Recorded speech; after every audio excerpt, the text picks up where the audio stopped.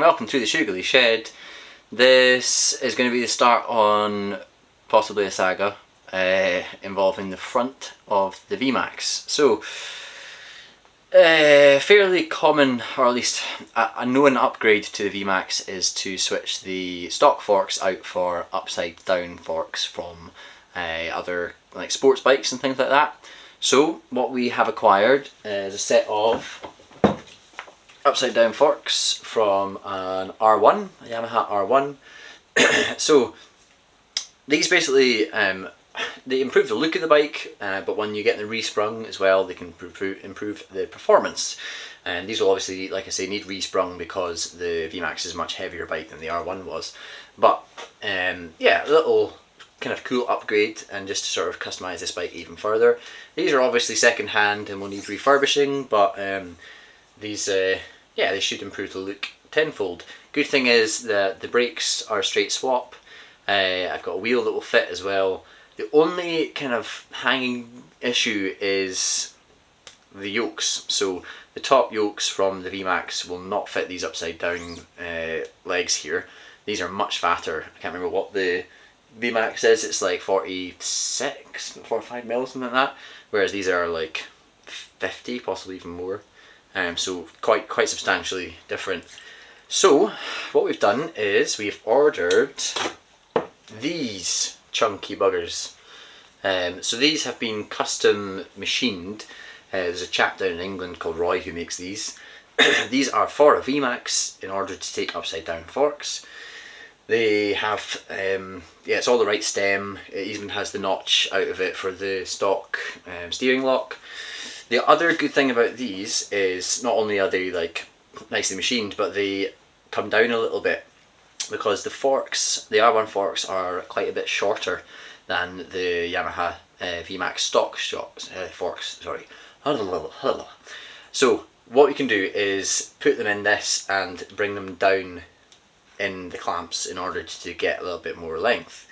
Now, you can get away with it and you'll have enough ground clearance, but only just by putting these at their like maximum lower. However, the rake of the bike changes quite substantially and probably not for the better. So I have my hands full trying to figure this one out. Did a bit of research, and there is a solution out there that smart people have come up with, which is to make up extenders for the fork tubes. Basically, it's kind of machined tubes that slide on over the top of the fork tube, and then that gets clamped in the top yoke here, which allows the fork to be dropped down about 2 inches, which would be almost bang on perfect. So, yes, there are people that machine those, but the only place that I could find them would be in America. Fairly expensive to get them sent over, and in essence all they are sort of machined tubes of aluminium. So I do have a lathe and the well, foolish confidence to have a go at it. So what we have here are 2 big blocks of 6082 aluminium. Nice stuff to machine. So now I need to try and turn down some extenders for the forks out of these big chunks of metal. I know that was a lot of information at once, but hopefully it will start to make sense as I kind of walk you through the process of what I'm going to do here. Like I say, it's a bit of it's a solution that people have come up with in the past, but I guess it's a sort of one size fits no one when you're trying to fit parts from other bikes onto well, other bikes. It's not always a case of a straight swap, so you need to get a bit more creative, and luckily, like I say, I've got the lathe and I've got like the confidence or the gumption maybe to actually have a go at this. So yeah, let's crack on. Right, the top yoke obviously will slide on like that. However, I need to basically have it roughly there. So that gap between the yoke and the top of the fork tube needs to be filled with the extender. So I need to machine this to have an outside diameter of the inside diameter of this, and an inside diameter of the outside diameter of this. Right, what I'm going to do first of all is face this off in the lathe. It's obviously much fatter than it needs to be. I'm going to face it off, and I'm going to turn it down to the outside diameter of this, just for neatness sake, so it sits aligned and flush with this, and then we'll start thinking about turning down the diameters for the tolerance fit in here.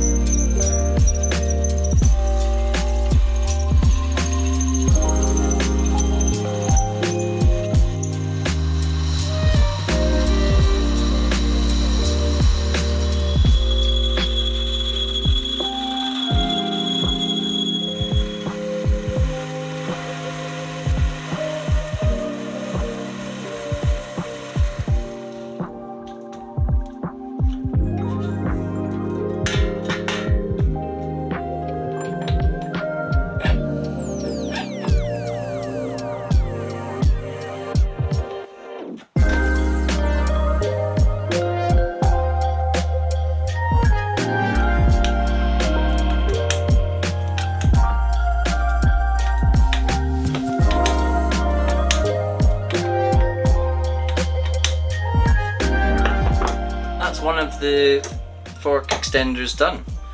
Pretty happy with that result actually. I've taken my time over that machining, which doesn't come naturally to me, doing things nice and slowly and steadily. I like to work at a pace, but with machining, especially to find tolerances, that just is not compatible. You need to just slow everything right down. But I'm really chuffed with that. Slides on super snug. Clamps up on the top yoke really nicely too, and yeah, we get like an extra 2 inches out of these forks, and I mean, I've got absolutely no worry about strength. It's thick aluminium that is properly strong. Not only that, but I machined out the top of the extender so that you can fit a socket down the inside, still be able to adjust like the preload and things like that on the forks.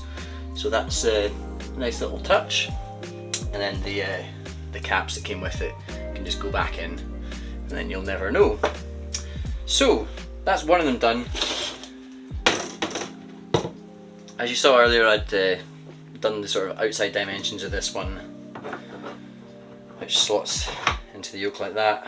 All I need to do now is bore this one out, which is the slow bit. So I'm going to bring you back once I've done that. Right, I've finished machining up the matching one. They are absolutely identical. I think that's the most precise thing I have ever machined, which I'm quite pleased with. So these slide onto the forks, and then the top yoke goes on just like this.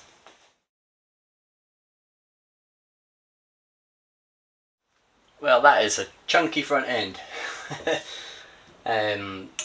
That's them all bolted up, nice and snug. The tolerances are just as absolutely spot on as I could wish for, so yeah, sigh of relief. Quite a lot of expensive aluminium that would have gone to waste if I had made a pig's ear of that, so yeah, pleased with that result. These are all going to get anodized black, so it'll all be kind of black on black, which hopefully will make it all blend in a little bit more, make it look slightly less, I don't know, in your face. Either way, that's the kind of front end mocked up. Next thing to do is to strip off the stock front end from the V-Max and get this onto it and start kind of playing about with the angles and stuff. So yeah, run out of time today, so I'm going to do that tomorrow.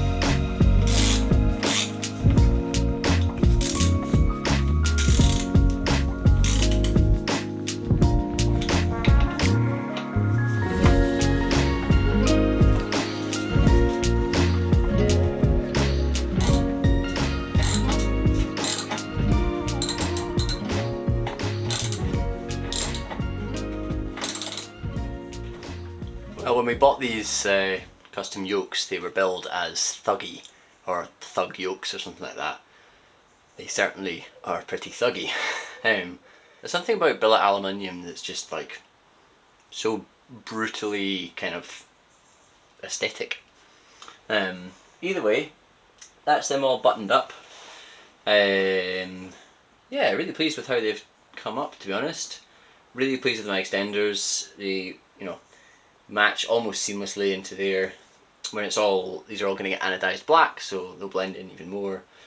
Yeah, it's just it's cool to have a front end switch out that, although that was a bit of work to make those, it wasn't a crazy amount of work. You know, someone had to put some thought in and put a part on the market that was available to purchase to do this exact upgrade. So, like I said at the start of the video, the forks will need resprung for the weight of the V-Max, but aside from that, that's the front end kind of mocked up, which unlocks a door for me. It means I can start to work on fabrication of the front stuff, so mudguard and mudguard mount, and mounting the headlight as well. We've got a cool headlight, I'll show you that probably maybe in the next video. Need to figure up a mount for that. The original V-Maxy bit goes on the front there, like that. Maybe try and utilise that to keep this kind of curvature on the go. Yeah, some ideas in the pipeline. Either way, this is where I'm going to wrap up this episode. So please do give me a like, leave me a comment, and make sure you do subscribe to Shoogly Shed channel. I would appreciate all the support as usual. Yeah, take care, goodbye. There's something about just like billet aluminium, billet aluminium, billet aluminium.